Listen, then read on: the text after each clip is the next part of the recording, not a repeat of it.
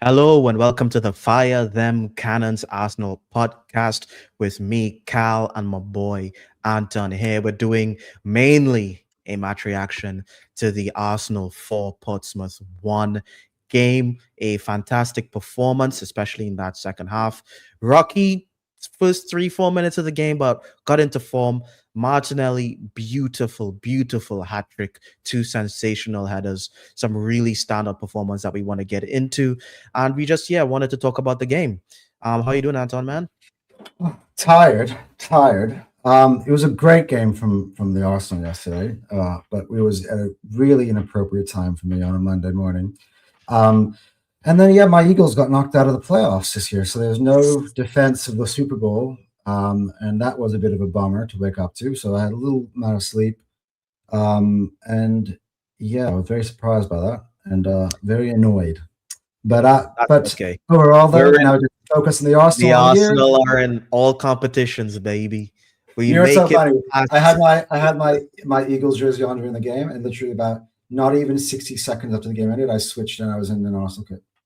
Yeah, and it's like I think this is the first time we actually made it past the third round in like 2 years, by the way.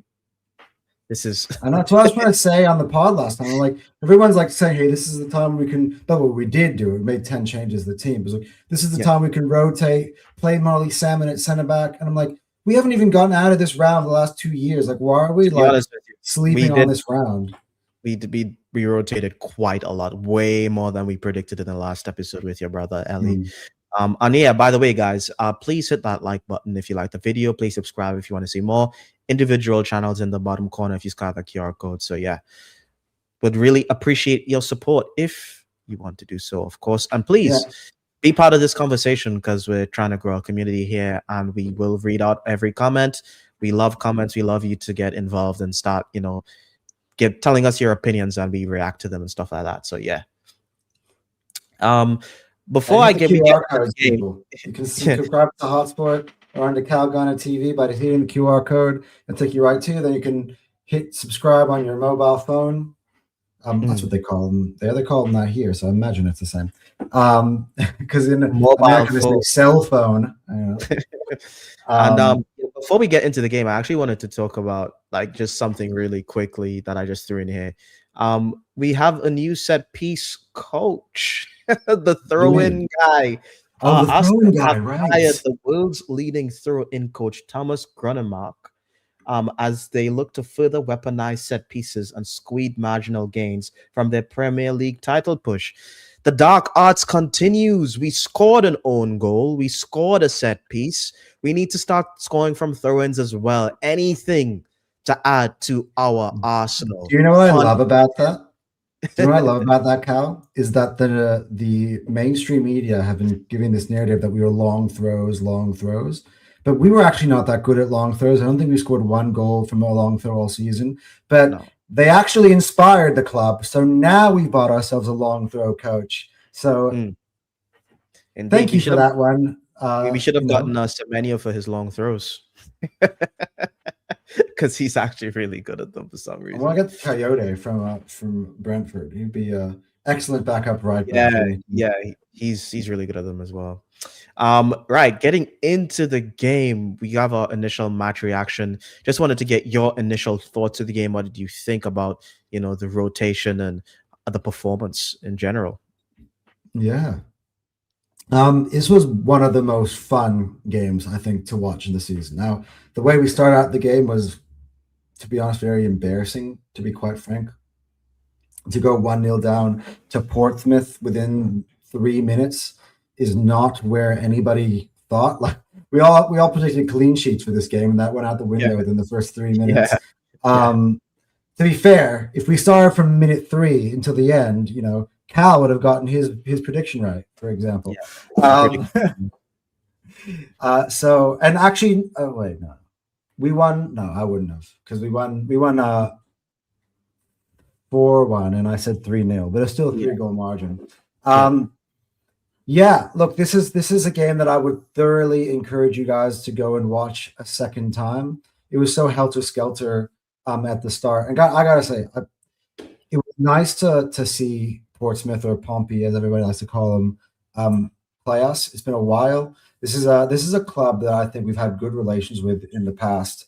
Kanu and Sol Campbell both won the FA Cup with them. If anybody remembers Kevin Prince Boateng, who was a star at AC Milan later on, and at Schalke later on as well, and I think at Bayern, if I'm not mistaken, too, was an absolute star for Portsmouth in those teams. So like it's good to go back to Old Fulton Road and play against Portsmouth. That crowd is absolutely crazy. It's like the old school crowd. So one thing I do love about the FA Cup, and that's one thing that maybe why we can, breaking down this game is be so fun, is the way the pace of this game was very classic FA Cup, very up and down, back and forth. The underdog teams really come at the big clubs, and it's fun. It's something that's, to be honest, different than what we experienced most of the season, which is teams sitting back and playing in low blocks and having us have the ball and trying to break them down. And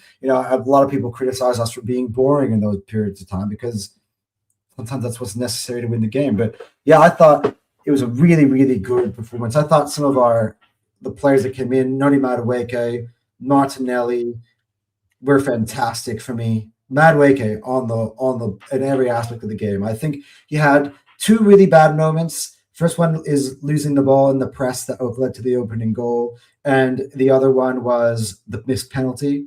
But beyond that, he was just out of this world. He was remarkable. It was a really, really good game. Honestly, it was fun. Not from start to finish. I'll say from about when we scored the 8th minute and onwards. Was a good game. And yeah, we got to see so many tactical combinations in midfield and in attack that I think is the reason why we sparked having this podcast. We were originally just going to come to you, I think, after we played both games of the Chelsea ones, with what we told you guys last time. But this one was so fun, we just had to talk about it right away. So Yeah. great game. I've taken some notes, but I want to hear what you have to think about this game, dude. Yeah, I think because we rotated so much, which is something I didn't expect, there was actually a lot kind of to dissect and digest in terms of, our players who don't really get that many minutes and, form of players. So I think I was like winning a game like this with that much rotation is always good, even if it is against a championship team. So yeah, I was very happy. I'm very happy with the results. And you already mentioned, the first, couple of minutes, us getting pressed, which is something I actually have pinned in to discuss later on, because we do seem to struggle against like a good press, even against Like championship any teams. press now, freaking Yeah, Portsmouth, dude. Like championship press. And to be honest, that goal wasn't against the run of play. We really couldn't. I don't think we even made a touch in their half in the first 3 minutes. I felt like they were just winning all the duels, and I think they won 70% of their duels in the first half of the game, or something like really, that. It was some. 45 minutes. I can't remember if it was half And or it we was first played some 20. really, really good stuff in from about 10 minutes to 45 minutes in terms of some of our play. Like, To be honest with you, I can't remember it being that calm in that first half, to be honest with you. I think for the last 20 minutes, I think we were kind of cooked. That's when I think we had a lot of really big chances, but that we missed. Like I think the Martinelli chance and the pen were all in that kind of last 20 minutes of of the the first first half. half. But I think for that, the first half of the first half, if you want to say, I don't think we were. I think we were kind of shaken up by the intensity, because they were really trying. Like those guys, the Portsmouth boys, they were giving it to us.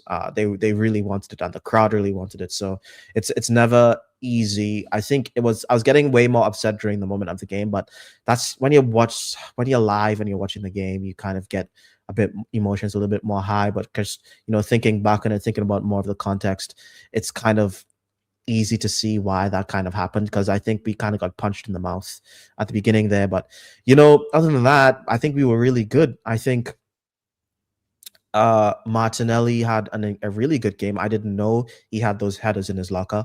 Madueke had an amazing game for me. He's improved his set piece taking. They're looking more and more like Saka's. It's like I remember the first half of the season. Madueke be taking these corners and they wouldn't beat the first man Well, do you remember when he was taking it consistently. off him? We went away to Liverpool, right? And Rice actually had to start taking them out swinging Yeah, because but he was so bad, they took it off of him. And they're like, he's Rice is just like, no, no, no, no, no.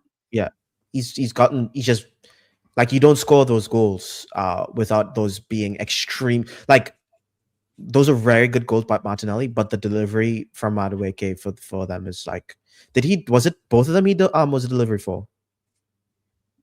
What? No, there were three corners. One was Eze, by the way. The original, their own Oh goal yeah, was yeah, Eze. yeah. Yeah, there are three scored from three corners. First one was Eze. Actually took notes on this. It was flicked on at the front post by Martinelli, by the way. So even in the goal, that own goal, he also the same action where he Oh, would okay. flick it on to the back Yeah. of his head, which by the way went directly into the goal in the other two ones. This Yeah. one went into Gabriel's path, who headed it in, and it was Yeah. basically Norgard and Andre. Oh, Norgard was going attacking it, and Andre Dozel, the name of the guy who put the ball in the back of the net, they kind of like collided, and it goes off of like Norgard kind of plays it off of Dozel's shin, and it goes into the net. Yeah. But again, Yeah. that one action where they kept playing it, Martinelli's at the front post. Every single time we did that, it worked. Yeah. It And was the reason why those flick on, I know especially for the Madueke ones, like the flick on had so much power because the delivery was so good. So it's like it was like powerful, whipped, curved. So Martinelli was obviously did a very good job with the flick on, but because of the delivery and the accuracy and pace of delivery, he's able to get that nice flick on, and it doesn't lose pace because he flicks it and it still rockets in. You know what I mean? It's not like a loopy floaty header. So loopy floaty header. So that was really good. PG says, thanks for being here again, man. You're always here. Funnily, I didn't get upset after conceding Fuse. I knew we'd come back. Yeah, to be honest, I knew we would come back. It's just like getting pressed that like it was just like, dude, how are we getting the way the goal happened was pressed? very embarrassing. Like if you can, I wanted to run us through the sequence a little bit because it's probably the only really real negative in this game, but it was really shit. Like very un-Arsenal looking spell. And me and Cal actually just went back and watched it again, like right before we came on air. That way we have like a really clear picture of it. So basically, Ben White, I don't know what he's doing. This is the problem. So Ben White kind of gets pressed, but there isn't really a man that close to him. He forces a pass down the line to Madueke. And Madueke kind of like slips backward on the ball. He can't really get his footing, and he gets dispossessed right away. Then the ball comes out to the guy named Harvey Blair, and he beats three men. He beats Madueke, he beats Ben White, and he beats Ethan. He kind of weaves through them like cones. But then this is the part that annoys me the most. So you got who's the guy who took the original shot?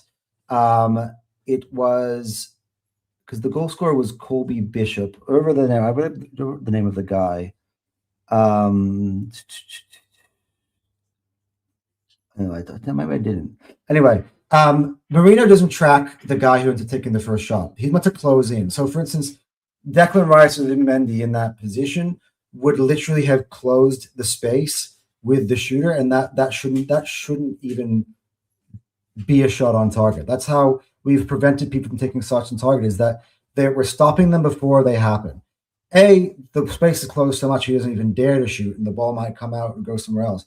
But Marino gives him 1,000 years to place that shot, right? And then he closes it down just as the shot's coming in. I'm like, what are you doing? And then Norgard is, I don't know, daydreaming. And what's it called? The guy who did score, Colby Bishop. Yeah, Norgard. Yeah, watching that back because Anton showed me the clip back before we came on here, and I didn't realize Norgard's like just in no man's land. Norgard's like, ooh, like he doesn't track, he doesn't look behind him, so he doesn't track old mate that's running onto the ball. And so even when they get the rebound, he kind of gives up on the run and allows the follow up from the rebound. So Norgard is like just out of position, doesn't track, and he doesn't try to match the follow up. So it was kind of like it was a massive blunder on his part, to And be honest. Gabriel, you can see it on the replay, is literally drooling out of his mouth, yelling at Norgard. Yeah, so Like he was so frustrated. Like, but that was like pretty much one of the only kind of negative parts of the game. The only other negative was the fact that we weren't more clinical in that first half, to be honest, because towards the second part of that first half, like for the last 20 minutes, we were kind of peppering them. And, Madueke won the penalty, missed the penalty. We had that Martinelli chance that, he literally just missed an open goal, which was insane. So yeah, like going into the second half, I was here thinking, dude, I hope we don't regret that, because these games, like nothing's guaranteed, bro. Like sometimes you get hit on the counter attack and someone scores a good goal, and then you're just drawing the game, So you get antsy, but didn't need to get antsy. We kind of cleaned up shop, you know. yeah, one thing I'm impressed with this team. So Norgard in this scenario, this is like usually like a nice comparison to what happened against Bournemouth. What happened with Gabriel, but Gabriel's blunder was also of a different nature. But Norgard is completely at fault for this goal in terms of, yes, Madueke gets pressed off the ball. Yes, Ben White gets pressed into making a bad pass. Yes, literally Ethan and White and Madueke proceed to become traffic cones, allowing the player to weave his way through them. And yes, Marino doesn't close the space. But Norgard, if he's not daydreaming at the back post, actually moving in the opposite direction of where he's supposed to be, he moves further and further away from the action. He's actually on the other side of Bishop, like closer to the corner flag than he is towards the goal, which is absolutely insane. And he doesn't even run after him afterwards. Norgard can completely avoid that. Once that ball comes back from the rebound, if he's positioned correctly, that thing gets hit out of there. If Saliba's there, he probably whacks But that thing to give Norgard some grace, as someone who has been critical of Norgard, is that we're taking a defensive midfielder and asking him to, be a center back, which is something that is like no one really does that, I mean, Real Madrid does that with Tchouaméni, and Tchouaméni sucks at center back. So, but the point I was trying to drill home here, Cal, is that Norgard does get basically the touch that ends up being in the goal. Just like, he made up for the fact that we 1-0 down. He was the player that went ahead and got us back level. That was an own goal from Dozel, but he does hit the ball off the guy's shin to make it go in. Like, so it's his action that puts it in the back of the net. So he does repent for his errors, just like Gabriel did in the Bournemouth game. And that's something, as I said, is up back when we did that match reaction, is good mentality. It's like, all right, guys, I'll let you down. I'm going to make sure that I get us back in this thing. It never looked. There was definitely a much better improvement from the Liverpool performance, because it never looks like we were out of the game. It never looks like we stopped trying or we just went at the races. The players were hungry, and I had a feeling that if we played a lot of our second string, that we would get a performance like this, just because those guys are hungry to play. They need the minutes. They want to be out there. They want to displace the starters, and I think that's why you're seeing such good performances from Martinelli and Madueke as well, because they're like, Martinelli's obviously the second string guy on the left, and a second or third string guy on the left, but he's actually played quite a few minutes this season. And Madueke is most definitely second string on the right, but he's trying to displace Saka, and this is what I want. I want there to be stiff competition in this team. I don't want anyone to feel like they're safe. You know what I'm saying? Like if he can dribble past players like that constantly and deliver set pieces like that constantly, like Saka's gonna have to try and like, dude, you've been having a little bit of an off season, and your off season's usually like just better than everyone else's because you're just that good. You know what? The one thing that he can do that Madueke can't do is score from the penalty spot. Yeah, that's a low blow. But because Saka's missed some big penalties for us before, but true. We don't. So at higher, So I'm not gonna do that. Okay. But I'll just say, like, Saka needs to watch out, because there's a guy who's hungry and is super skilled who wants your spot, and you're gonna have to. If this is truly a meritocracy, you're gonna have to kind of continue to show us why you're the guy. No one rests on their laurels in the squad, and this is really what I want to see. And another player I wanted to talk about as well is Waneri, who was very happy to see make a start. We were having a debate with your brother Ellie last stream. Was saying, does Waneri start? Does he get any minutes? And we weren't sure if he was going to get any minutes, and he started the game, which is something that none of us, I think, I wanted, but I didn't predict it to happen. And I thought he played well. I think what I'm seeing is Waneri kind of transform into an Odegaard esque type player, where he's not only like an attacking midfielder, but he's also able to drop deep and help us just relieve the pressure. So that's something that I think is because of Arteta's coaching. I think he's molding him into the player that the squad needs, that we need him to be. And yeah, what are your thoughts on Waneri and any other performance that you wanted to talk about? I mean, the main performer I want to talk about, I think I'm going to shelf Waneri for a second because we had a really interesting conversation about him and Eze comparable. So there, maybe I'll bring that up first, and then I'll go into my headliner because I'm ready here now. So last night on the, or whatever time it was for you guys in the UK, on the Football Terrace post match, I was there saying, hey, I thought Eze was, of the two, was the better player, and there are a lot of people going, what are you talking about? Ethan was the better player. I've gone back and I've watched the game, and I was like, their performances are almost identical. They're like mirrors of each other, doing very similar actions from the left eight and the right eight in Arsenal's team yesterday. And then when me and Cal before the stream brought up their statistics, and they are basically almost identical. I would say that Ethan shades Eze in some specific areas, like in his like chance creation and like working from passes from deep, as Cal was saying. But again, Eze impacts the game by his corners, though, leads to the equalizer. Eze has a higher pass accuracy in this game than Ethan did, and also Eze played 90 minutes, and I thought Eze's performance got better in the final 20 minutes when Odegaard came on. So I actually thought that one thing that might be impressive, because we're talking about Eze, who, talking about the FA Cup, is the guy who basically single-handedly won this competition last year. And for Ethan to be able to play at Eze level and basically mirror him from the right-hand side, I think is props to Ethan in his performances. Those 18. But I also wouldn't say that it means that Eze was bad. I think people saying that Eze was bad. Upon watching this game again, I can't see that. I think he goes under the radar. He does a lot of good things in this game. He was solid. His off-ball actions were better than I've seen at Arsenal before as well. Again, against Portsmouth versus against Aston Villa, they're different levels, obviously, so you have to take that into context. But I thought both playing with the dual 10s, or in this case, I guess 8s. I don't know if we were playing with 2 10s or 2 8s. It looks exactly the same on the formation, but it was very fun to watch. And from a tactical perspective, it was, I nerded out on it. You know, watching both of those players very closely. And yeah, I think they both impacted their game in their own specific ways, in sometimes similar.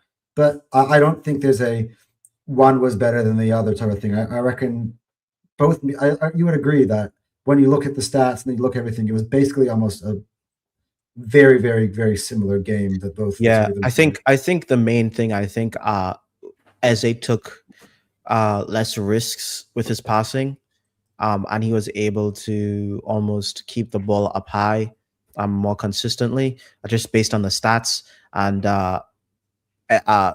Waneri took more risks, and that's why he has more progressive, like, through balls and stuff, but he has less accuracy, because the more stuff you try, the less likely that they're going to come off. So I think that's the kind of difference between the two. And the interesting stat that we then looked at afterwards, we were looking at Odegaard in 21 minutes. And by the way, this seals the deal in terms of, you know, we've been all asking, hey, why doesn't Eze play enough games, or why doesn't Ethan make the team? To illustrate this, actually, I'm going to go look at their specific touches in this game so I get it right. Eze had 39 touches in the entire game. and Ethan had 37 in 21 minutes. 21 minutes, by the way, right? So 22% of the entire game, which was what Odegaard played. Odegaard had 31 touches. Yeah, So that illustrates for you why Odegaard is our starter. yeah. He's just different, and especially this season. Just looking at Gabriel's Martinelli's stats. Gabriel Martinelli is the next point I wanted to get to. Yeah. Yeah, between this season and last season. For the entirety of last season, he got 10 goals and 6 assists, which is actually better than I thought. That's 16 GA. That's not bad. I think you'd probably want your winger to get over 20. Um, but this season, he's already on 9 goals and 1 assist, so he's on 11 GA, which is pretty good to be honest with you. Five in the Champions League, 3 in the FA Cup because of his hat trick, and he only has one Prem goal so far. Last season, he had 8 Prem goals and 4 Prem assists, which is actually not that bad, to be honest with you. Similar number to Eze. No, Eze. What was Eze's last week? We were talking about it in the last. Eze had like 11 and 11 or something like that. I'll look it up while you talk about. Well, Kirtan again. Well, thank you again for your comment. Have you read this out or already or no? No, you just continue talking about Martinelli. I'm getting it. All right. So Kirtan writes, guys, important match against Chelsea coming up. Good minutes for the second string team. I think what you're saying is that it was good to get minutes for the second string team in this game before we play the Chelsea game. Am I right? Or you're thinking that Chelsea is another opportunity to get good minutes for the second string? If you could clarify that for us, because there's a big difference between the two, obviously. So if you could come back and clarify for that. But if it was good minutes for this game, I 100% agree. My opinion about the Chelsea game is slightly different in terms of how I would approach that game, and we'll get to that later on. But I want to talk about Gabriel Martinelli, and I didn't really get that much of time to speak about it on the terrace last night. I kind of got my thing in the end, but we had, a couple days ago with my brother here, and he got very, very passionate in the defense of Martinelli. We had a segment for about half an hour talking about. We played the clips, what Gary Neville was saying. I actually still have it if I wanted to play it again, but I think that ship sailed. Yeah. Like all the narratives about him, how the media took what happened with Martinelli. As we said, what he did was not right. It wasn't good behavior. But the way that they've been speaking about him, the way his name has been run through the mud over the last few days, I said it before the game kicked off. I said, all I want to do is just see Gabriel Martinelli score today. It would be a very amazing moment. Well, not only did he scored 3 times. And he was an absolute, I don't even know that he was capable of this in his game, but he is clearly, because he did it consistently today. Big up to you, Tyrell, as well, every single time. I think he said, he corrects himself again. He goes, big up boys. You're big up boys. And he goes, big up boys. We've all been there. But yeah, that near post flick on from the corners, 3 for 3. I actually was watching it. There were only 3 times we attempted that exact strategy, and all 3 times resulted in an Arsenal goal. I don't know if this is a new thing that we've incorporated with him, we've unlocked from him, but I want to see more of it, because it can be effective like that. I mean, yeah, the initial flick on, which was kind of helped by Gabriel, was kind of like, okay. But the next 2 were directly in far corner, near post to far post, unstoppable both times. Yeah, you're not stopping. No goalkeeper's stopping that. Like those goals, like especially the ones, the direct ones, like no one's stopping that. Yeah, but not just that. He had many moments where he just kept killing them. He had a shot in that final, as you mentioned before, that 20 minutes. He was clean through. He should have scored.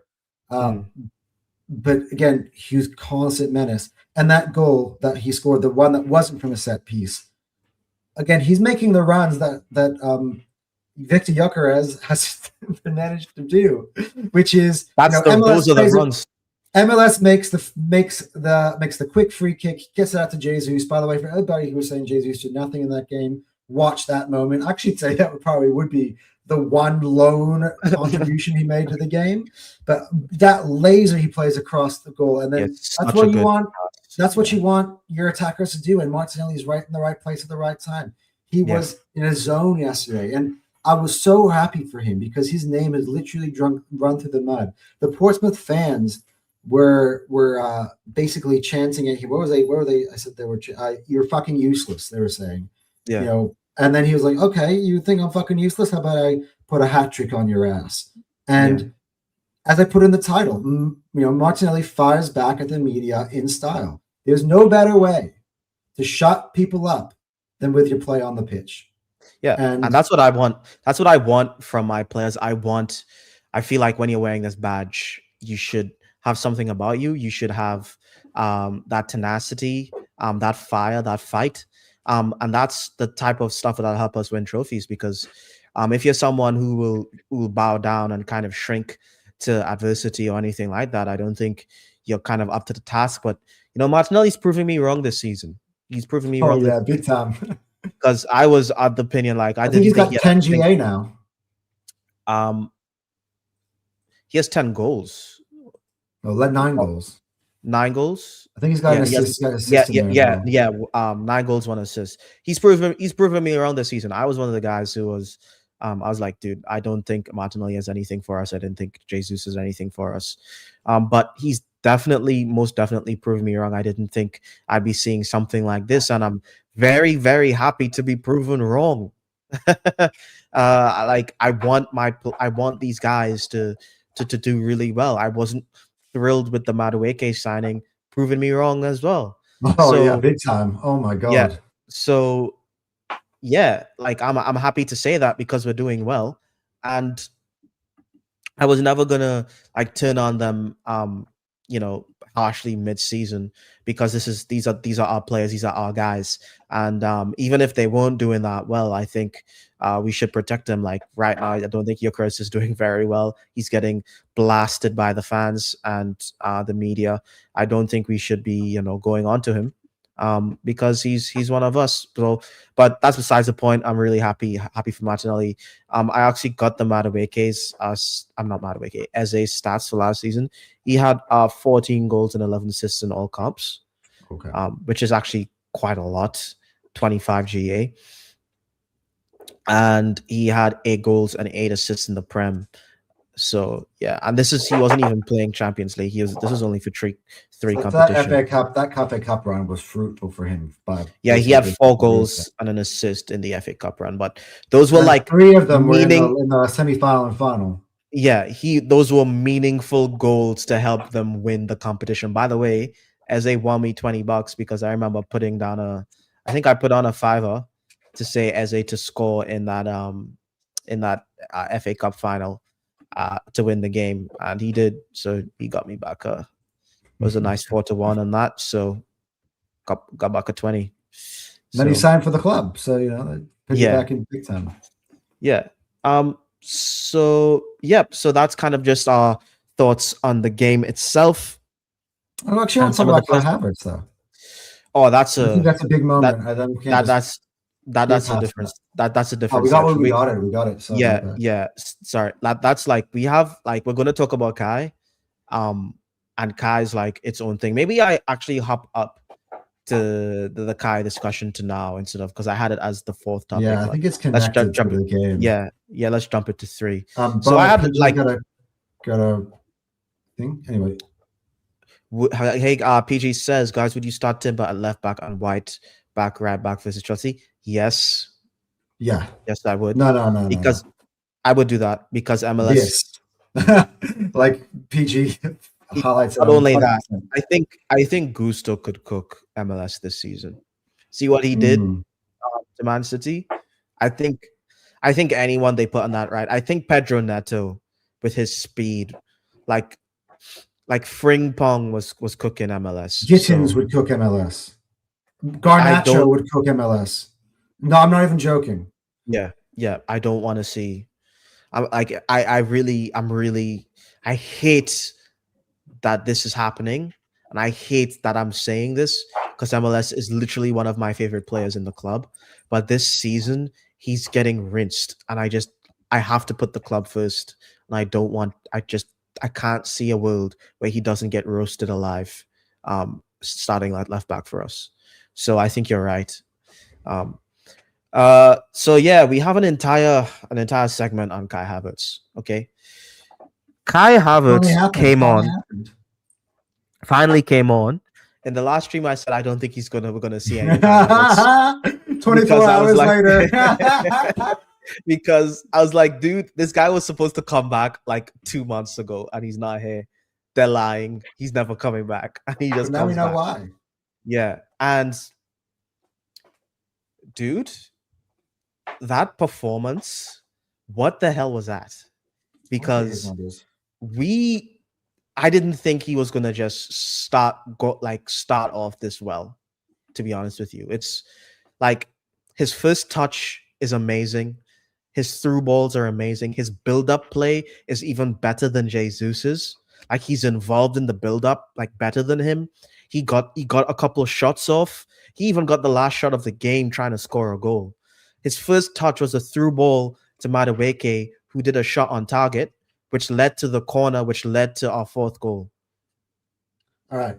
20 minutes for Kai Havertz. It's just for those who want to know, because everyone flashes the Gyökeres statistics up. So again, it's 21 minutes. So I think it's still like a very tiny sample size compared to the Gyökeres stuff. But anyway, two shots already in 21 minutes, 2 shots blocked. So he's doing all the off-ball stuff, which I love. 11 touches, 2 unsuccessful, which is very Oh Kai. no, he's Lost possession 3 times, which is very Kai. But the accurate 86% pass, right? 83% in the opposition half, 100 in the own half. Aerial duels one out of 100% one, and that was his 21 minutes. 1 key pass, which, by the way, Gyökeres has 1 key pass in his last 5 starts combined. That was the one to Timber, which... Jesus Christ. It's very hard. Like, we have been the Gyökeres defense league, especially you, Anton, but it's very hard when he just comes on straight from injury and plays like that. Even I was like, wow. This isn't like PG says that Kai cameo was like finding an oasis in the desert. It was. It's like, how do you see that one coming, man? All right. Cal, like, 1 second. This is hard for me to do, but I have to press this button on this take. Where Anton was wrong. I don't think. Wait, it was one cameo. I don't think it's enough. But if he plays like that against Chelsea, I think it's kind of a wrap. Like if he puts in another one like that, if he plays like that against Chelsea, first of all, we just win the game. And like with the way Odegaard and all the other players are playing, we just win the game. But if he puts in that performance, I don't think Gyökeres is I will say this, like if he plays like he did 24-25 for that run that he did, if we get that from him again, we are guaranteed to win the league. Just guaranteed. Because that was like an amazing purple patch. You know, I mean, but that through ball he played in Matt. I mean, I know we talked about it already, but yeah. I just was watching it again while you were talking on the side. Yeah, that is. Oh my, oh my god! I just kept saying, you know, everyone's excited. I was almost taunting him, like, "Oh, you guys all think he's the savior." I hasn't even played, and I've been like in the defense of Gyökeres, just saying all this stuff about Havertz. I'm like, all right, watch Havertz come back, and then you'll remember who he is. And then he comes back, and this isn't the Kai Havertz I remember. I'm like, to be honest, this is the Kai Havertz that I overlooked. I was way too focused on the missed chances, on the falling over himself in the final. This third, isn't part, you know. This isn't 24-25 Kai Havertz. This is 23-24 Kai Havertz. You know what I mean? Because last year he wasn't great. Okay, he wasn't great.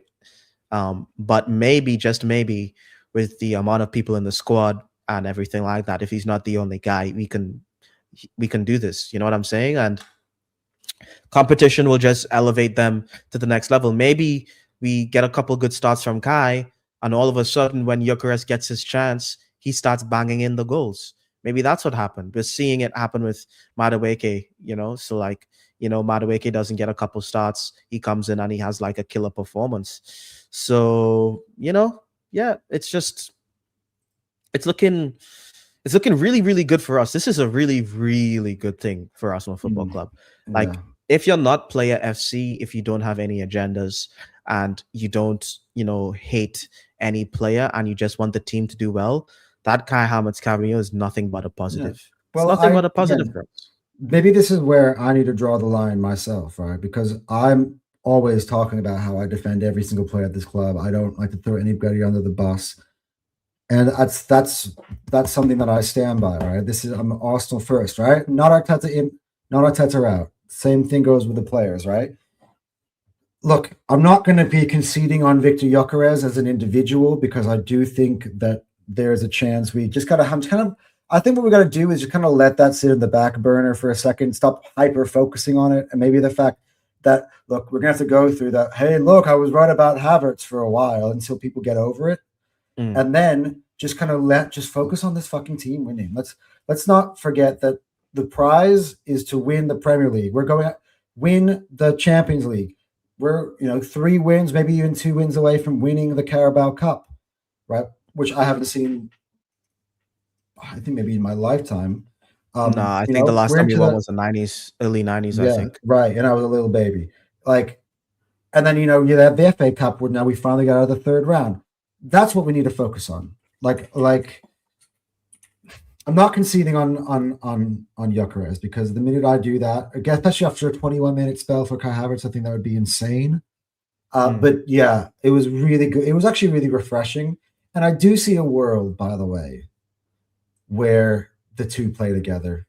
I do. Though that some of those actions, I'm like, you know what? In specific mode, I'm not saying from the start because I think that would be insane to drop Odegaard to play Havertz in the 10. Everyone will be having freaking heart palpitations.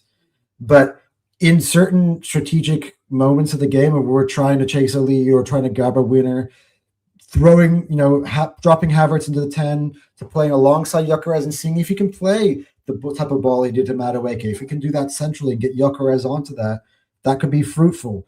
I think we've got so many things to experiment with, in this team. It can only benefit Arsenal Football Club.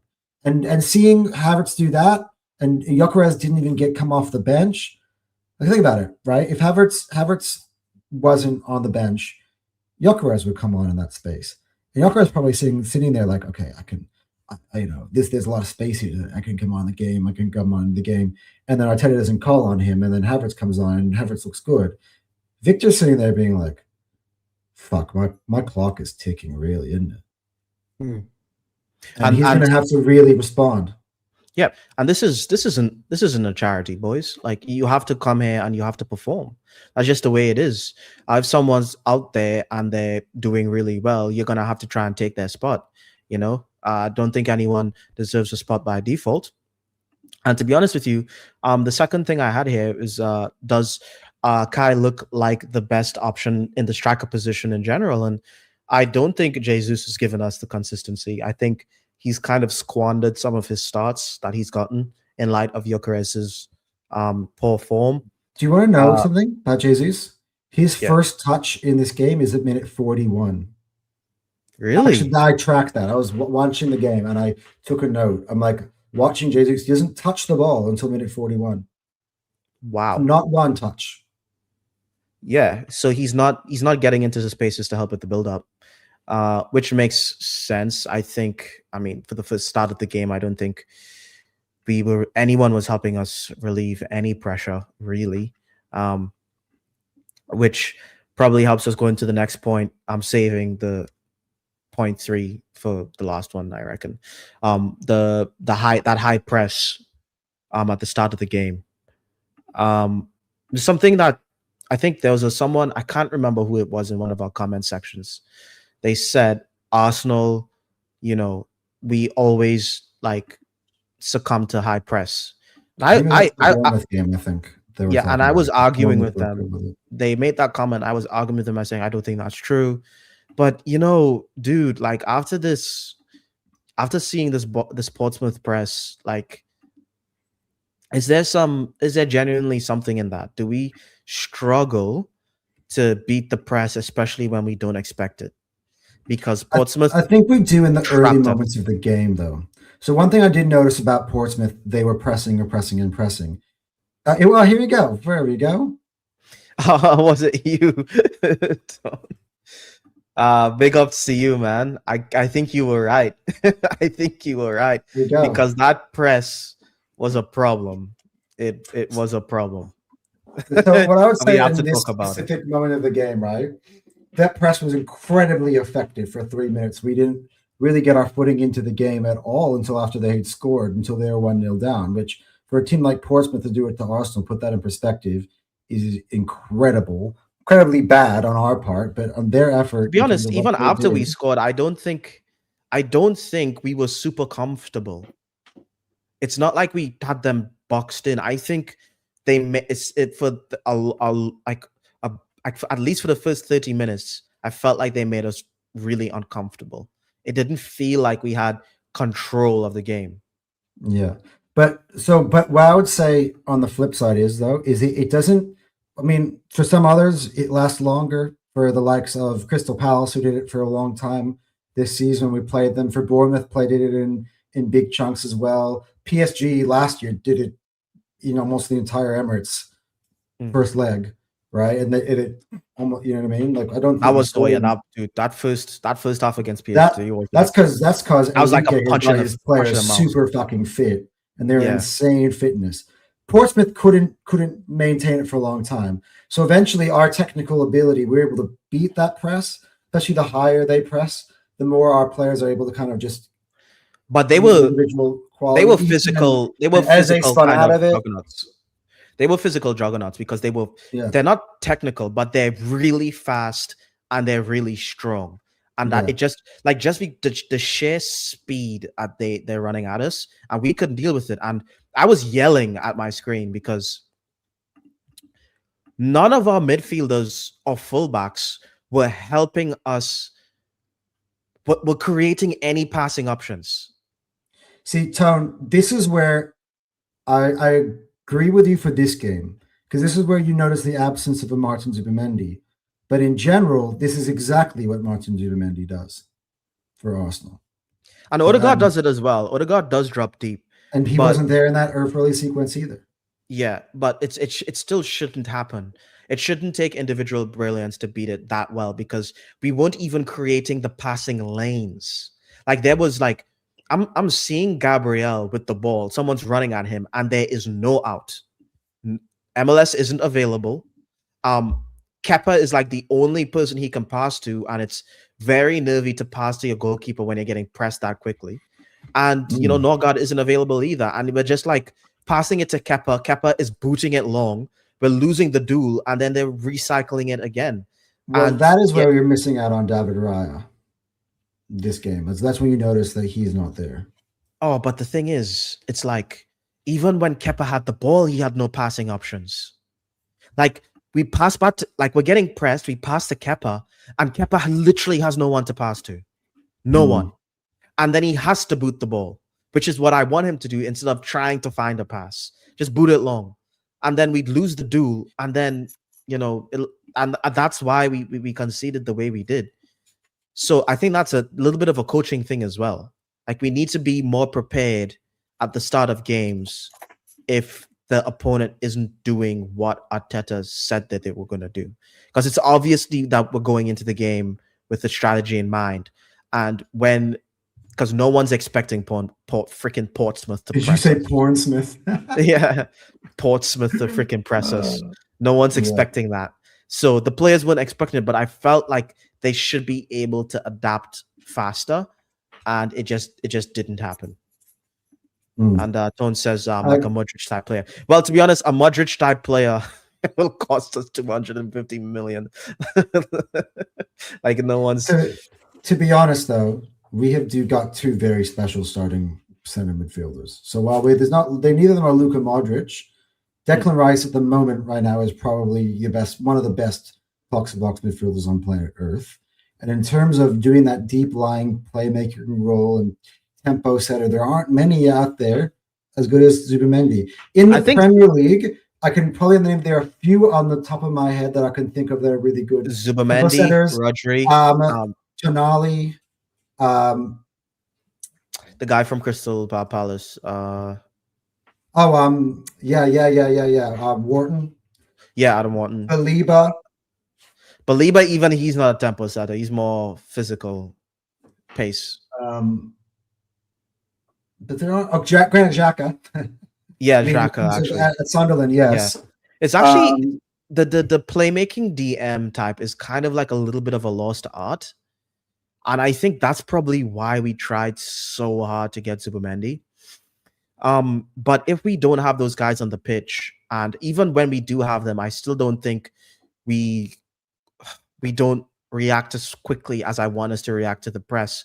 I think they have the skill to get out of it. I think it's at this point, I think it's a little bit of a coaching thing.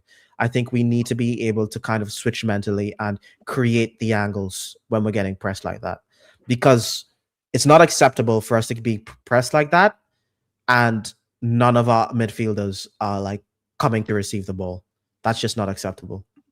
So yeah, I just wanted to talk about that because that's like something that Tone mentioned before, and like watching it happen again against a league, like a championship team, like I just don't want to see that again. Yeah. So one thing I would say to that, in terms of, again, mentioned before that I don't think it's sustainable for them to do that throughout the whole game. But if they wanted to, in moments, get themselves a good period of time, which can lead to them getting or scoring a goal singularly in the game.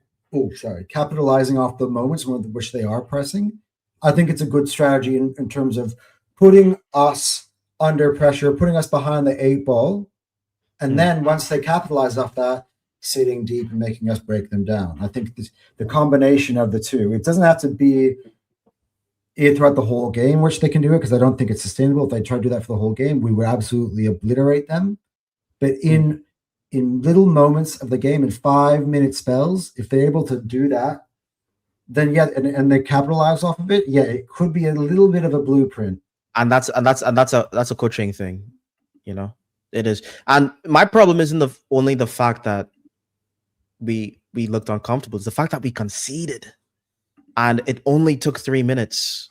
It wasn't very long. Not even. You know what I'm saying? 2 minutes 11 seconds, I think.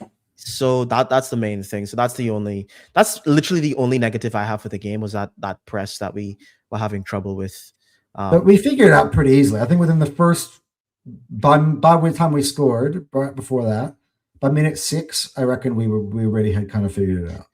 Yep, we were able to bypass it over and over and over again after that. And I think you have a little bit more context with watching it a second time as well. So take your word on that. Remember, guys, that like button as the support channel. Please subscribe if you want to see more. I'm just getting into another one of these topics that we have here. I want to just talk about Arteta's improvement of the squad. Little bit hyperbolic. Yeah, a little bit hyperbolic. But I said, is Arteta the best coach in world football when it comes to player development? And the reason why I kind of this popped up, I thought that I had, was like, I'm just seeing the players that we have improve at a rate that I'm just not used to seeing from other teams. I think all our starting players has gone up a level since they joined Arsenal. I think Declan Rice has gone up a level. He was way more defensive. He's way before he came here. Saliba has gone up a level. Gabriel was considered a bozo. He's gone up a level. Ben White has gone up a level. Timber has gone up a level. He's considered one of the best right backs in the league. Like, obviously Saka, Odegaard, like literally everyone's kind of improving. And then I'm seeing him do it again this season with Madueke. Madueke has gone up a level this season playing for Arsenal. Like, his decision making is becoming a little bit better, and his set piece taking has drastically improved. I remember him taking set pieces at the start of the season. It was not good. He couldn't beat the first man. He was just getting knocked out. And I'm watching Waneri, his improvements this season. We haven't seen much of him, but I remember specifically having arguments with people concerning Waneri. They were saying, he's a maverick. He doesn't do the stuff that Odegaard does. Arteta isn't going to play him because he doesn't drop back. He doesn't help it build up. He's more of a run forward, beat his man, very attack minded. Now we're seeing Waneri play more like Odegaard. He's dropping back a little bit more. He's trying to help with relieve pressure, help with the build-up play, and he's still doing the stuff offensively. This is over just one season, and Waneri has like a lot of time to develop, but that's coaching. That's Arteta. Arteta is taking him and molding him into a player that he needs him to do, and he's doing it successfully. You know what I'm saying? Well, this is where fans need to calm down. I mentioned it the other week, and I really want you guys to listen to me clearly because we all do it. I do it. Cal does it. All of our friends that we talk to that we have on the terrace do it as well, which is being way too quick to go after Arteta or judge Arteta for why is this guy not playing? Why is that guy not playing? Oh, is he a bust? Has he no longer Arteta not like him? Like all these type of things. Like why isn't Nwaneri in the squad? What he doesn't realize, and by the way, there are a few people that need to get a lot of credit, not just Arteta, because he's got an incredible backroom staff of coaches. Like, AirPods Albert, like I like to call him Albert Stuyvenberg, is actually head of player development. And if you can go back and watch the Amazon series, he sits in a one-on-one meeting with every single individual player. They will watch the tape of their previous games. He will challenge them on, hey, what could you have done better in this instance or in that instance? He will literally poke holes in their game and be like, hey, next, what are we going to do to improve here? That stuff is really, really important. Then you have another man who now has been replaced, and Carlos Cuesta, who's now got job as manager. I forgot necessarily where it was, somewhere in Italy, I think. Genoa or Parma. I think it's a Parma. He did a lot of that hands-on, player development sort of stuff, and really trying to kind of like hone in and improve these individual players. And now he's been replaced by Gabriel Heinze, who, by the way, was a defensive specialist. And I believe that Gabriel Heinze is the guy who is sitting there. He's improving guys like Eze, and teaching him his defensive positioning and all the type of stuff to be able to be up to scratch at Arsenal. But yeah, the job our backroom staff does with players that we bring in. This is why I'm telling everybody, be patient with these transfers. I know we all get excited. Like, hey, I'm really excited that we signed this player, and it doesn't look like that right away. And then you go, well, this guy's obviously a flop. Like, how many people thought, I bring this up every single time, how many people thought that Calafiori was a flop? Who people thought that he was done, that MLS had beaten him to starting left back? I did. I didn't think he was. I didn't think he was a flop, but I thought MLS was gonna kind of just be the main guy. Right. But I didn't think he was a flop though. But look at Calafiori now in year 2. Yeah. Right. He's drastically one of the other players that's drastically improved.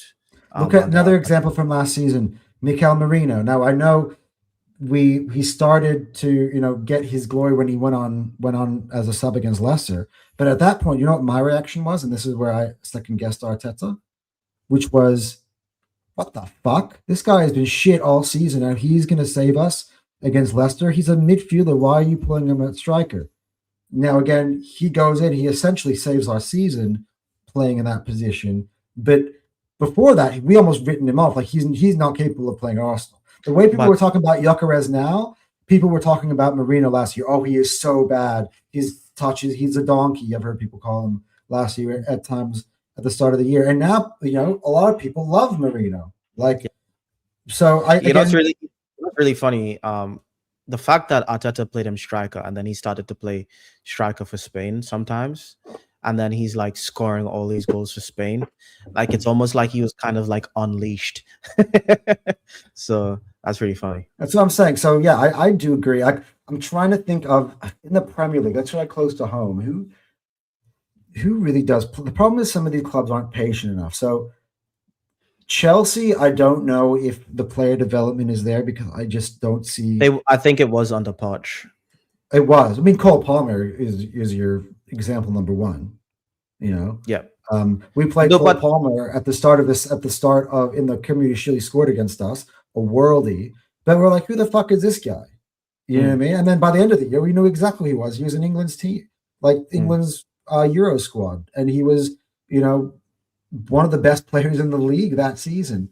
Like, so that is a good example. But overall, a lot of these guys, they churn them in and out, and I don't really see these players really improving by the time they leave Chelsea. Not even I don't Madueke is an example. I don't think there's any player, any coach in the league right now that's better than Arteta at That's why they're all developing. getting fucking sacked. That's why Um, Arteta is able. I'm just going to be blunt.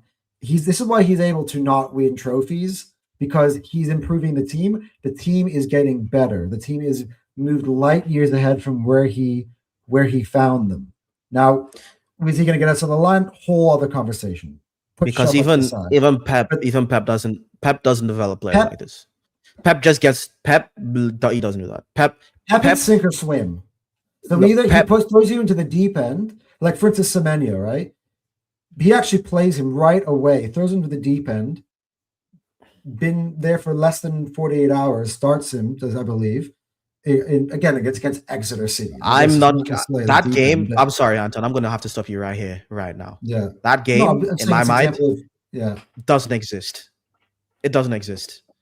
Like that No. team, like it was the first time Man City played that team in their history.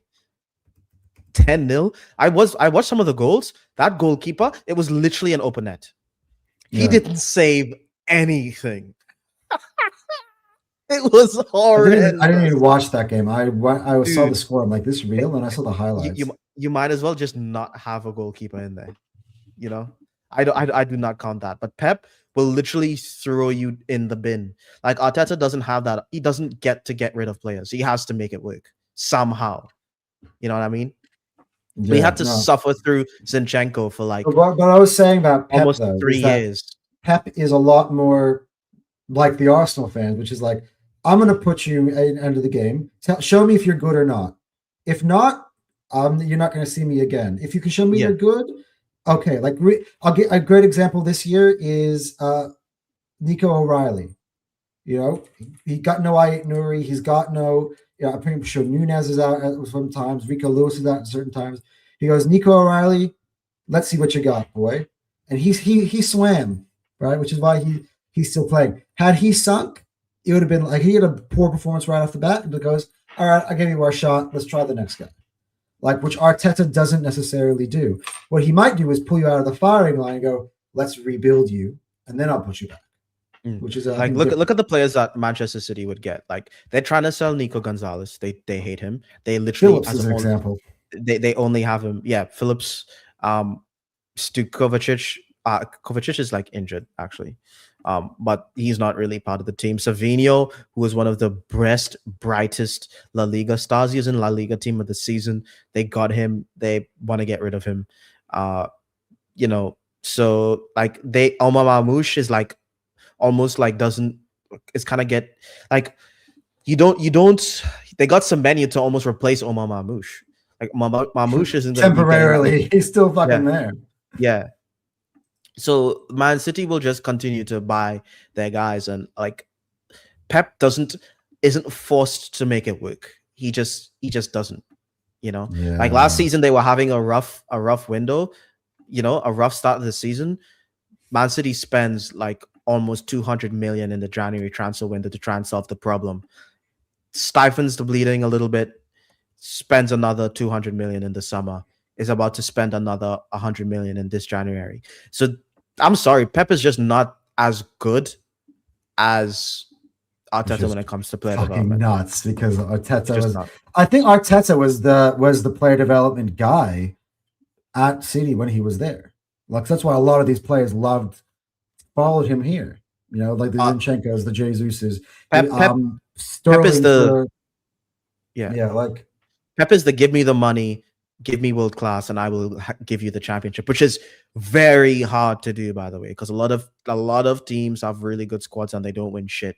So you know, like I'm not downplaying Pep, but he's not. By the way, Cal, this is where we need to kind of revisit last January and how everybody was throwing their toys out the pram because we didn't buy anybody. You saw the transfer window that resulted in it, but it gave us a chance to really get MLS. Imagine if we just bought, we had injuries at left back. We just bought a new left back, and MLS doesn't play the minutes games that you can play. He doesn't get to go and play at the Bernabeu and play, against PSG and all those big games that he's able to participate in. If we do that, Marino, doesn't learn his new skill of being a strike. Like Arteta backs himself more than Pep to actually be like, you know what, instead of actually just going the easy way out and just buying whatever is available in the market in January, which generally isn't the best of the best, he goes, you know what, I'm gonna coach my way out. That's rewriting history, dude. I'm not gonna let you do that. I know what you're trying to say, but that's rewriting history. Because Arteta literally went in. He literally went to press conference saying that we need players. Like Arteta said that in a press conference, and we still didn't get anyone. MLS was doing well in the first half of the season anyway, so going with him, continuing his form, because he was actually a very big game player. He's getting his England starts. Like you don't need to buy a left back position. What we needed was a striker, and we didn't get one.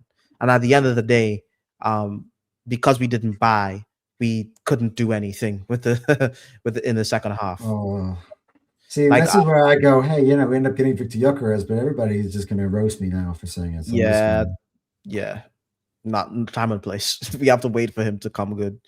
I will be there, ladies and gentlemen. I'm going to tell you right now. No, the day he comes good, I will be there. Of course you will. I will be there so fast you won't even be able to have time to blink. Just giving you a warning. By the way, all it takes is for Gyökeres to score like on one more penalty, and then Anton's gonna be like, "I told you so. I told you he was the best." You guys don't know behind the scenes of the football terrace. It's not group chat, right? Every time Gyökeres scores, I'm always I put my phone out, in front of me on the tripod, and I go. It hasn't happened much this season, unfortunately. I have a few of them. There are 7 of them. You can go back in the. I'll be scrolling for a while. But yeah, so that's basically all I had to say about the game. I think that pretty much covers everything I wanted to talk about. So just to wrap things up, I just wanted to do a preview of the Chelsea game. Like what do we think is going to happen? What do you think the lineup's going to be? How do you want to approach the game? What do you think the scoreline is going to be? All that good stuff. So shoot. Very, very interesting, because I think we have learned some things throughout this game. Actually, I was about to say something and I pulled it back because I realized Saka played 0 minutes in this game. I was going to say I would play Noni Madueke given how good he's played. Now he's going to go up against Chelsea with a point to prove. I made that take on the last pod. Let's see what Arteta does about that. But I do think that Saka starts there. What does the fixture list look like? That's probably. I think there is no way in hell that anybody but Saliba and Gabriel start this Chelsea game. Yeah, I don't think so. I mean, and by the way, Hand of Arsenal kind of already tweeted out that it was just to rest them. That's why they didn't show up. Yeah, well, I think that's common sense. Declan Rice didn't play in this game, which was even he was on the bench. Yeah. I didn't even talk about that. We didn't even need. Let's go from the back. Well, we play Forest. I've actually changed my mind. I'm going to agree with you. I'm already saying that I think Kepa should start. I changed my mind. Against Chelsea? I don't think so. Yeah, no, because having seen the way he struggled with the press, playing the ball out. That wasn't his fault. He had no one to pass to. But look at the actual game. Like he was actually pressed off of the ball and made some pretty bad passes from the back. He looked a bit uncomfortable playing it from the back. And even in this game, for me, again, Raya has had his moments as well, but I think it's more his game than it is Kepa's game. But the question is Chelsea going to, I mean, they did do it. Remember, that's the thing, that 5-minute period that led to them scoring the opener in that 1-1 draw was what they did, what Pompey just did. They put a 5-minute period of pressing us off the ball where from kickoff we didn't touch it until the ball went to the back of the net. those are key periods to the game, but we do need to have the right personnel to cope with it, because you could I lose swear for a these tie like games, this so we just quickly. never have the ball first. A lot of these games it just feels like we Yeah. always have to The soak more up I think pressure. about this game, let's take a look at what was Chelsea's lineup in this last game, because they won 5-1. Because I want to get an indication of who you think could play for them, because then I'm going to line up us accordingly as well. Yeah, and also we play Forest like 3 days later in the league, and then we play Inter Milan 3 days after that.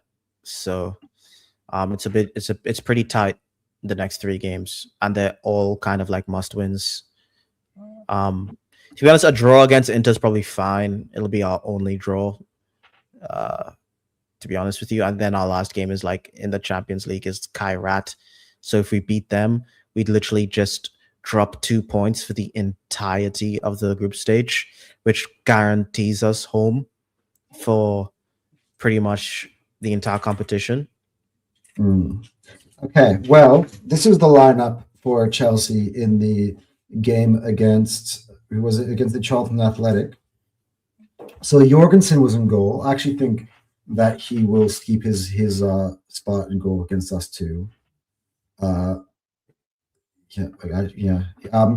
back four, Hato actually played. Hato scores in this game. So without Cucurella, I actually think, which is so very interesting, first game of Leo Rossigna, he plays Hato, he scores in the opening, like their opener. I think Rossigna is a big head. The things he was saying in his interview, I think if we play, I think we could punch him in the mouth. That's the reason I'm looking at this game. It's the only game he's managed. So you kind of like, I don't have the sample size. No. As in like based on what he's saying, I think he's gonna go for it, and he's gonna really like. Yeah, because you know what's his face was saying before he got sacked. Maresca was saying, how it's not a priority for him, this competition. And then people kept saying it after that, way after he was gone. I'm like, well, the manager's changed. Rossigna could think different, and I think that's what you're saying. So he leaves Cole Palmer out of the team, so that tells me Cole Palmer is playing. Yeah, it'll be Cole Palmer. Caicedo's not going to be so there. From the back, I'd say Jorgensen. I'd say Hato starts again. He went with Benoit Bashili and Tosin. I think Chalobah. He'll go with Chalobah and Fofana. I think. Yeah. I think he's going to go with both of them. He's going to go full strength as he can. Yeah, and I think from the other side, I think he's going to go Gusto, because in midfield, I think he's going to go with Enzo Fernandez and Reece James. It'll be Enzo Fernandez, Reece James, and Cole Palmer. Yeah, and then Cole Palmer in midfield. So Gittins and Garnacho started this one, and Gui up front. I think he plays Esteval. I think he plays Esteval too. Esteval, Garnacho, and then Garnacho started this one. When did Garnacho come off? Because he did get subbed. So that also gives you an indication. I don't think Gui starts against Arsenal. I think it's going to be Delap or João Pedro. It'll be João Pedro. Yeah, probably João Pedro. Do you think he starts Garnacho over Pedro Neto against Arsenal? I would start. I mean, on the left for them. Who do you think he will start? Well, to be honest with you, if I was playing Arsenal, I would go Pedro Neto and I'd go Garnacho. Okay. Mainly because and why I'd go Pedro Neto. So no Esteval. But I go Pedro Neto instead of Esteval because I know Pedro Neto would absolutely destroy MLS. Do you think we start MLS? Like, regardless of I don't know. I don't know. Do you think he's going to? I don't think he should. I think he should play Tim. I think PG said in the comments Timber and White. No, not that one. He said Timber and White. Yeah, he said Timber left back, White right back. Yeah. Yeah, I would do that. I don't want to see MLS up against any of Chelsea's wingers. Yeah. Okay. So then from the back, I think we're going to put Raya in instead. I think we play a pretty strong squad. I think we go Raya, Oh, it's going to be up to fucking full strength. I think the way I'm thinking about it. Raya. Now the left back is interesting. Again, I think let's go Timber Yep. and let's go White at right back. Gabriel Saliba, Yep. which arguably at one point this season we thought would have been our best back four. Yeah. So I think you got to play both Rice and Zubimendi. Now, if he goes that Marino and Zubimendi combo, I would understand, but he rested Rice for this whole game. Yeah. So I think Rice is definitely playing. I think Zubimendi's playing as well. And Zubimendi didn't play this. Zubimendi came on. Yeah. At the end. He rested Zubimendi, but I think he plays on both. I think we go the Rise Zubimendi or the God. Yeah, I think he goes best. Yeah. And I think he goes Saka and Trossard. Saka and Trossard. Because Trossard likes to score against Chelsea. And he didn't play. And he likes to score against Chelsea. Yeah. I mean, the issue is that we're not taking into account that we have Nottingham Forest a few days later.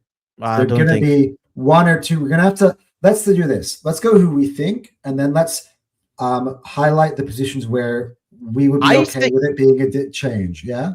I think we go pretty strong. I think we go really strong for the next three.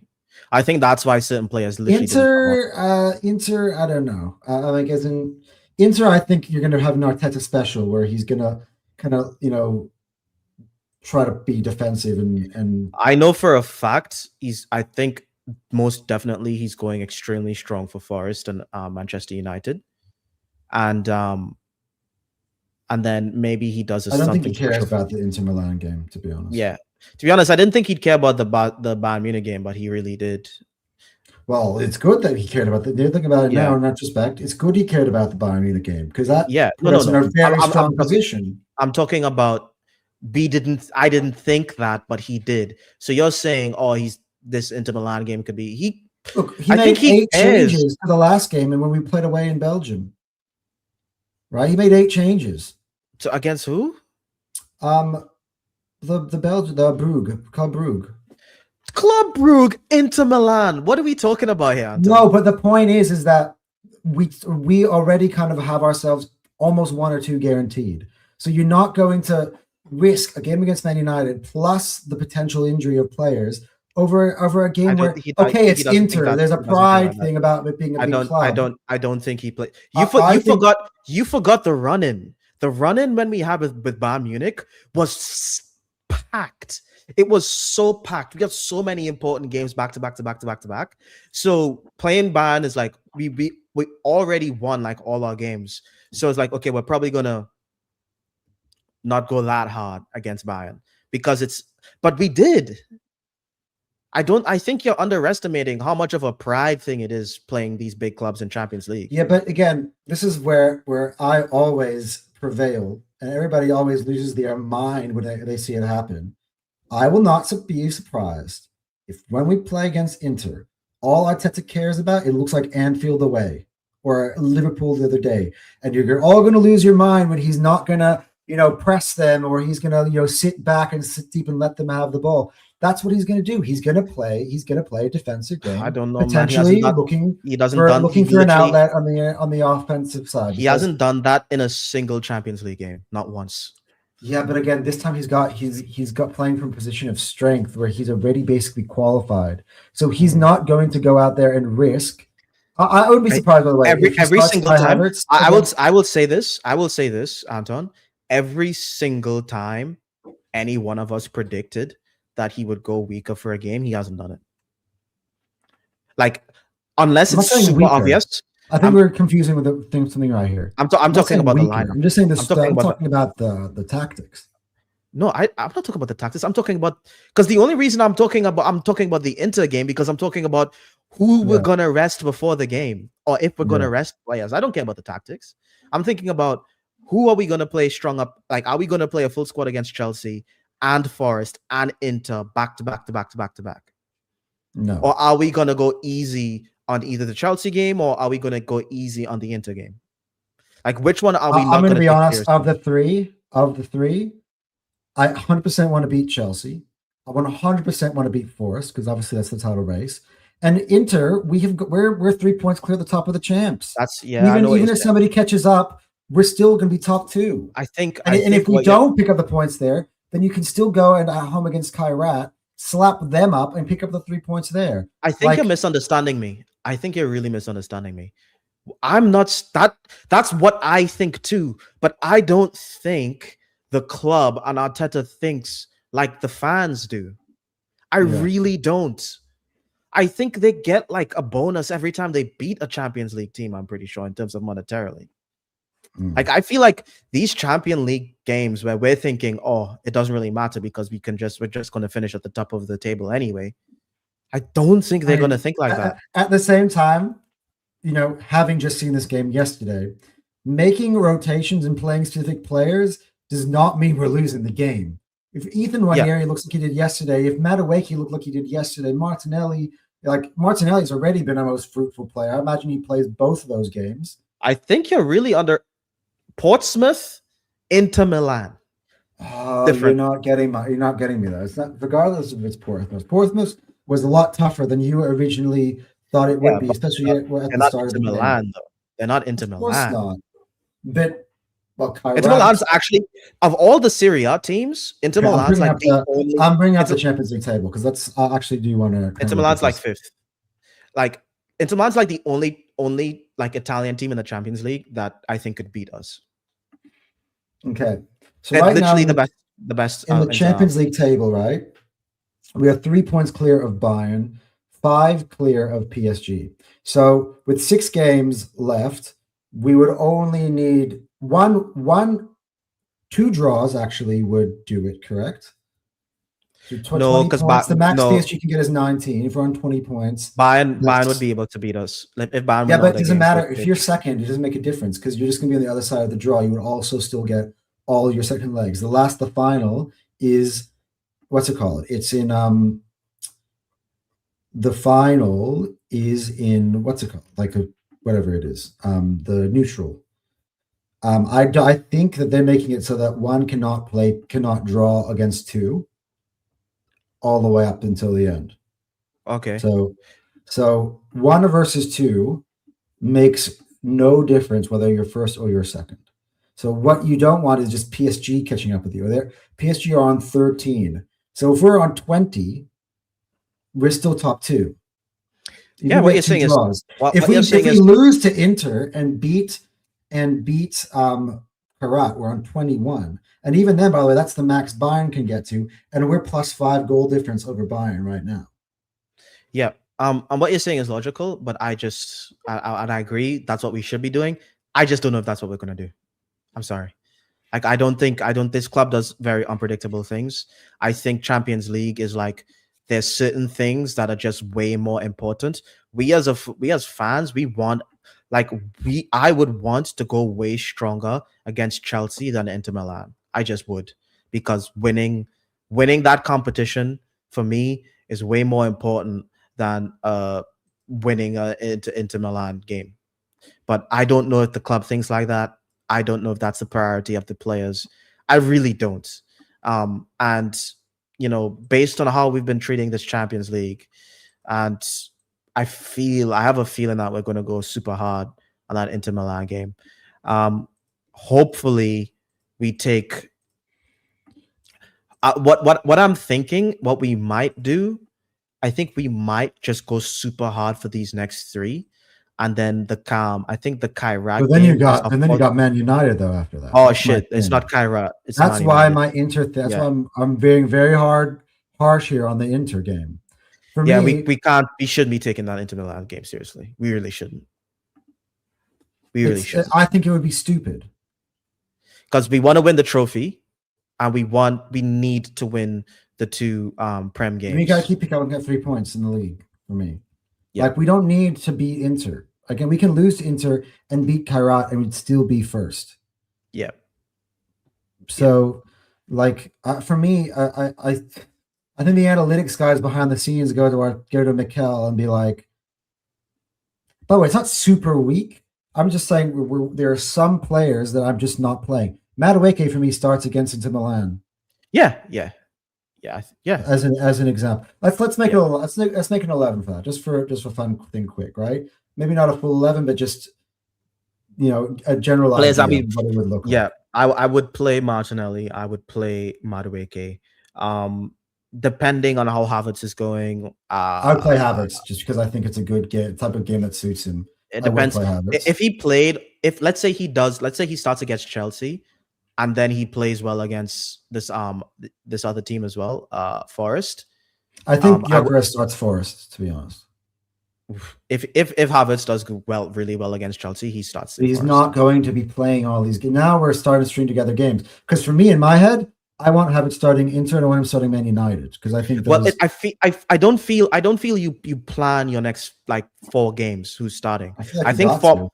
I think bit. no. I think you form. You can have a general template, and then tweak it. So right now we're just talking about our general template right now. No, I think based on, first of all, we weren't expecting Havertz to look this good this quickly. So that's already thrown a spanner into any plans that anyone has had, So if Havertz comes on or starts against Chelsea and puts in a similar performance, God forbid he scores, you definitely play him against Forest, riding that momentum.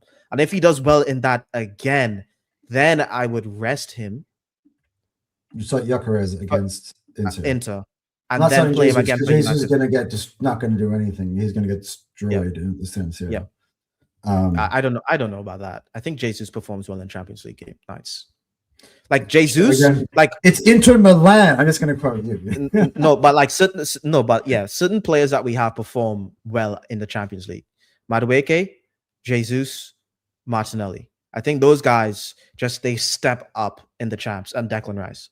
Like those 4, like really step up their game in the champs, especially Madueke and Martinelli. By the way, that Man United game is looking different. There is news that's been going on because our group chat's going off a little bit. It is now being revealed that Darren Fletcher could be about 24 to 48 hours away from being the Manchester United manager. So it went very quickly, and I think I know how this conversation went, from Ole Gunnar Solskjaer being the clear favorite to be the caretaker manager to now almost being odds on that it's going to be Darren Fletcher. This is what I think happened, but it does impact Arsenal because they play City and then they play us. I think that just by the way, not to go too far off of the point, I just think that Solskjaer would have asked for potential for, hey, if I turn things around in this 6-month period, that I could maybe become the full-time manager again. And I think Man United have in 0 ways want that. So I think that's what happened, to be honest. To be honest, it's either that or Darren Fletcher is kind of who they wanted. Or he blew them away. Maybe he's the next maybe he is who they wanted. Ollie obviously really wanted the job, so he'd be the first to put his hands up. So he's the favorite. Not Darren Fletcher. Sorry, Michael Carrick. Oh, I'm sorry. Oh. Darren Fletcher's there now. Sorry. Yeah. Michael Carrick.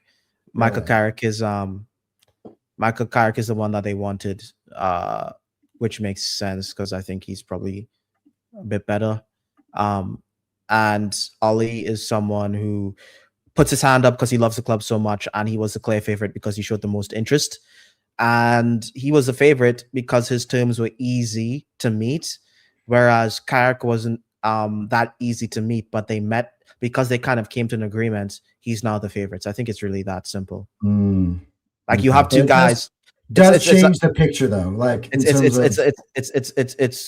like, oh, maybe I shouldn't say that, but it's like you have 2 options. You have the easy option who's always available, and then you have I know where you're going with this. And then the easy option was the favorite, but now that the harder option is now available, you're like, oh yeah, okay, you're obviously the first choice. I just didn't think it was going to happen, so let's do this.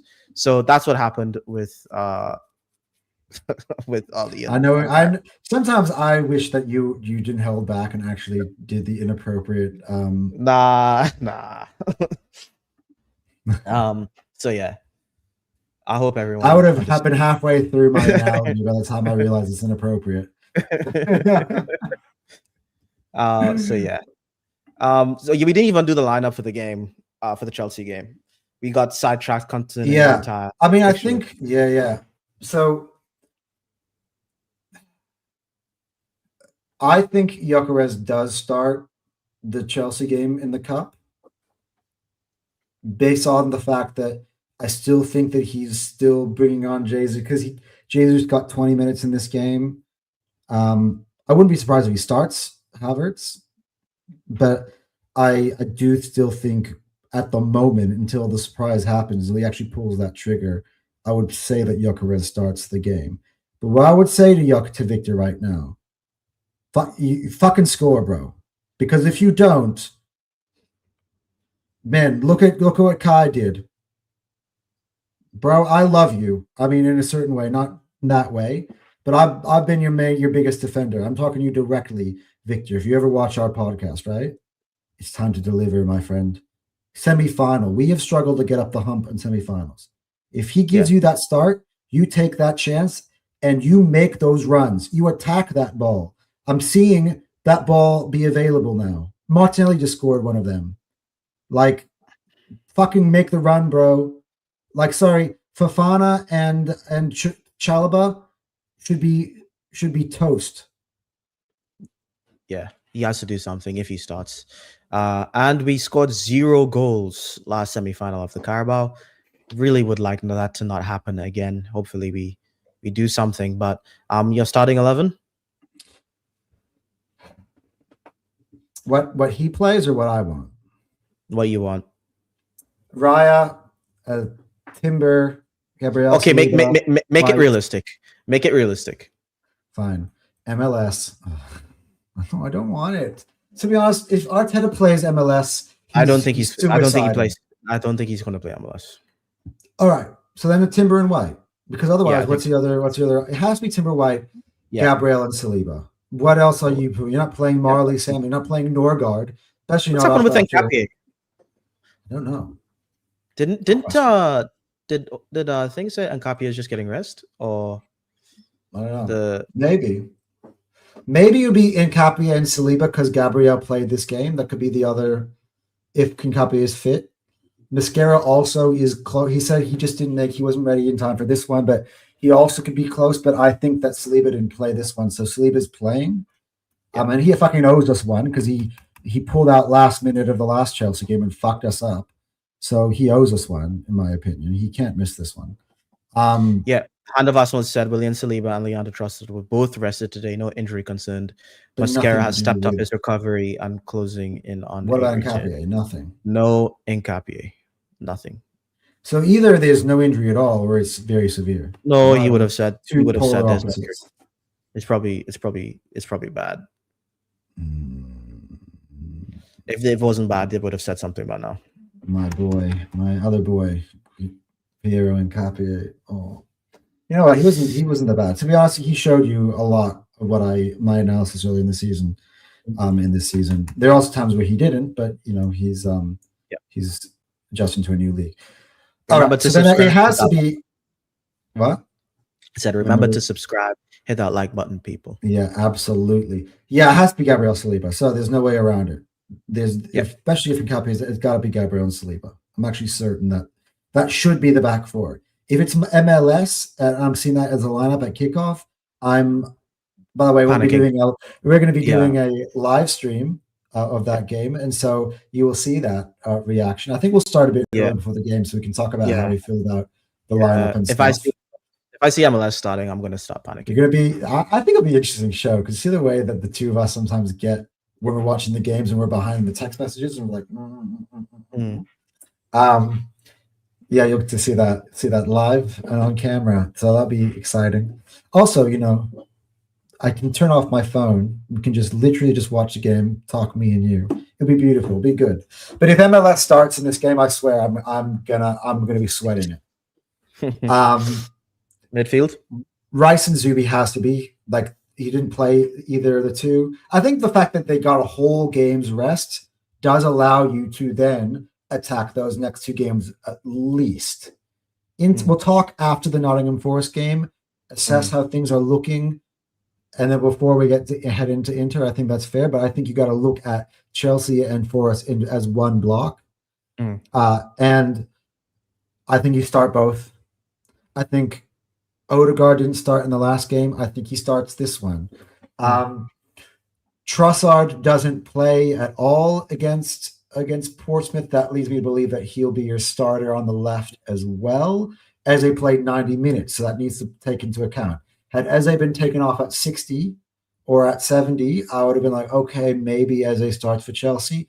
I'm starting to rule that out just because he got his 90 against Portsmouth, right? From the right, to be honest, if it's either Saka or Madueke, I'm not going to be bothered because I know that Madueke is going to give me a great shift. But again, based off the fact that Saka didn't play a single second against Portsmouth, I would assume that Saka starts. And up front, I'd go with Gyökeres. So that's basically the starting 11 against Liverpool. I would do the same thing, except I would go Havertz. I mean, if it's, I'm just saying what I think it might be, because I don't know. I'll honestly, Havertz is clearly further ahead in his fitness than I assumed he would be.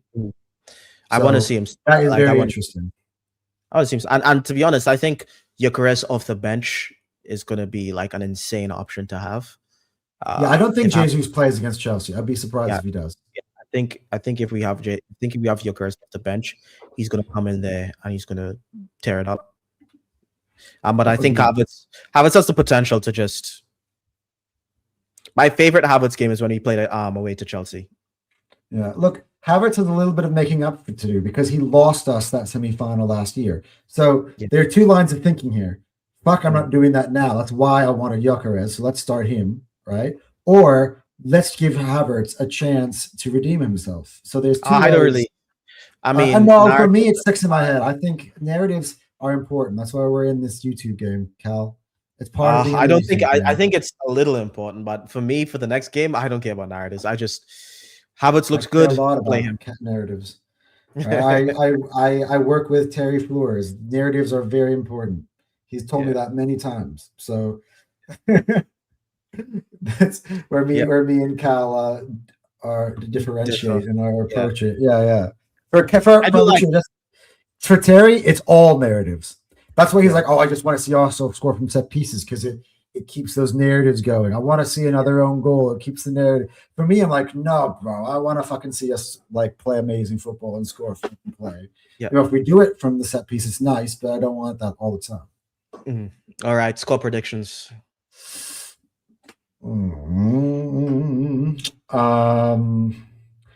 Based off of the lineup that we put for Chelsea, I do think that they've got a goal in them. I mean, fucking Pompey just scored a goal against us. Now, I think the defense will be much stronger and much better positioned. But I did say clean sheet. I changed my mind. I'm going to give them 2-1 Arsenal. 2-1 Arsenal. No Caicedo. No Cucurella. New manager. Naive. Go big. I think Gabriel and Saliba starting. 3-0 Arsenal. I told you to go big. Yes, that's my boy. Reason why I say that, Gabriel set piece. Gabriel set piece opens the game up. And Martinelli set piece, no. and then we don't expect Martinelli to start the game. I know, but imagine Martinelli comes on and scores on set piece. Now I'm looking at every time that I got two Gabriels who are killers from the corner. So I know Jesus used to be good from the corner, and then we got the trio of them all, And to be honest, we actually don't really suffer at Stamford Bridge. We just don't. Like, we don't. No, but we get fucking dragged into these stupid games. We're like, we haven't lost. I think we haven't lost. When was the last time we lost the bridge? We haven't lost in the bridge. No, not lost. I'm talking about draws. But a draw at the bridge in this scenario is good. Taken back to the Emirates. You know what I mean? I mean, yeah, I guess. But the fact that they don't have Caicedo and they don't have Cucurella, I think we should be capitalizing on that. So here's the thing, right? And they have last time we played this fixture, right? The last time we played this fixture, right? I think we need to really, really remember this. And I know you said you don't like narratives. They fucking celebrated like they had just won the league, and we didn't have either of our starting center backs playing in that game at the bridge, right? That's why I want to have both of them in there today. Let's show them the fucking difference. Let's show them the levels. I think also the players remember that. How could you say that and predict 2-1? I'm a nervous wreck when it comes to semifinals. Oh, okay. Like Arteta since 2020 has not won a single semifinal on multiple attempts in any I competition. I mean, how many narratives have we broken this season? That's why I'm saying we need to do it. But until we do it, I'm going to be Mm. nervous. I still give us a win. I mean, Yeah, true. I Yeah, didn't say we fucking lose in the game. true, Like, true. yeah, I But don't I know. do. Like, to be honest with you, I just can't see a world where a senior comes in there with these kids and they do anything to us. Honestly, Hmm. I just don't buy it, especially with our squad coming back into fitness and the fact that we have something to prove. We'll see. We'll be here. We'll be live. Make sure you guys tune in for the game. It'll be our first watch along. So we're Um, confirming that now. Then, all right, for the yeah, I people, think so. we are going to do it. We just need to kind of figure out a way to kind of the graphics Yeah, for to get this is a thing we're just going to have to work on for the next 2.5 days on trying to yep, figure out. But yep, it should be good. I have confidence in us. We'll get something that looks sweet. yep. Alrighty. So, But that's we're approaching 1 hour. Well, but we keep it under 45. 2 hours Yeah. for once. That's because your boy here is in charge. So I was so strict with the time the last time on terms of in the notes, and then we actually yeah, got into the thing. When you have a panel of three, and always goes yeah, out of whack. So, yeah, yeah. I'll give you the panel of three next weekend, and I want to see how what the time looks like. I can manage it, bro. I can manage. Anyway, I think that is all for us for now. And we'll see you again in the next couple of days. This will be our first time. I think we do 3 streams in a week because we had this one here. We're going to do the watch along, and then we're still going to have our usual weekend stream where we talk about the game, the match reaction to that. So, yeah. What time is the Nottingham Forest game, by the way, in the weekend? Just as curiosity. Don't know. Hey. 4:30 a.m. on a Sunday. Sunday? Yeah. All right. That's not too bad. Yeah. Oh, that's 3:30 a.m. for me. Ugh, that's that's right. Yes. It's quite bad. This 1 o'clock is a killer. I saw that. I'm like, fuck, at 1 o'clock. Yeah. Yeah. We live in Australia, guys, so that's why the times are cooked for us. Oh, But anyway, you guys would have loved having a 2 p.m. kickoff on a Sunday. Yeah. But anyway, I think that's it for us. We will see you again next time. Remember to like and subscribe, guys, as it helps support the channel. And again, thanks everybody who contributed to the show before we click out. Again, it was an earlier stream than usual because I got to get to bed. I'm short on sleep. But I want to thank PG in here as always with contributing to the conversation. Kirtan is back up in here. He didn't answer my follow-up question, but I imagine he wasn't here. Tyrell, as always, big up to Tyrell. And then I'm going to call this one the comment of the day. Tone. It was me. It was me at the perfect time. Yeah. Yeah. And so thanks everybody again. Yeah. Make sure you are here, right? I'm going to say UK time for you guys. That way I'm not confusing everybody. The kickoff against Chelsea is going to be at 8 p.m. kickoff. So we will be live from 7:30 UK time because we're going to react to the starting 11. We're going to, talk about how we feel the build up to the game because I think that part of the analysis is important. What's good is we've now done this pod and we've gotten the Portsmouth out of the way, so we aren't taking the beginning of next stream talking about that. We got that one done. Will be a full build up to the game. Then we'll do the game, but then we're just gonna after the final whistle. I gotta get myself to the terrace. So it should be a really, really fun game. Until we got next, guys. Cal, any last words? I'm good. You're very kind, very quiet. All right, see you guys.